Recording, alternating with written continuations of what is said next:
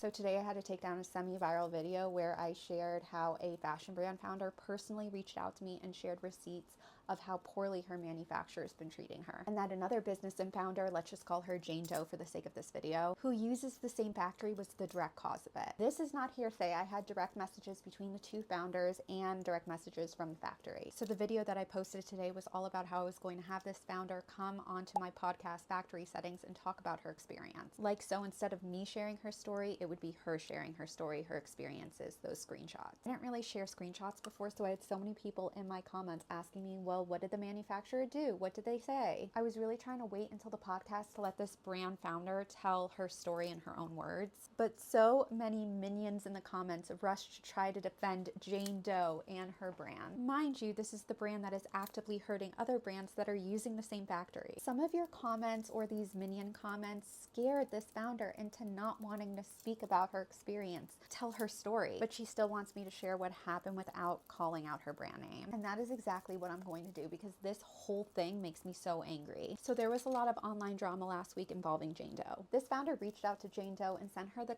kindest message during all of this drama and told her to try and ignore it. She has an amazing brand, like, don't worry, reminding her how amazing she is. Mind you, this founder puts in similar unit numbers as Jane Doe, and Jane Doe has actually worn her clothing before knowing that they use the same manufacturer. So Jane Doe reads this nice message and just does not respond to it. And a little while later, this founder received a surprise message from her manufacturer saying, please don't contact Jane Doe again. And then it gets worse. The factory messages again and tells this founder that she cannot visit the factory in person because of Jane Doe, and that only Jane Doe can visit the factory and see their clothes being made. As a brand owner myself, this really upsets me because I would never prevent anyone else who uses my same factory from seeing the factory, seeing the working conditions, seeing how the workers are treated. It is vital as brand owners to be able to go to your factory and see your products being made in person. That is so dirty and the direct definition of wanting to see your peers in your industry fail. And before the minions come and say that that's industry standard, it is not industry standard.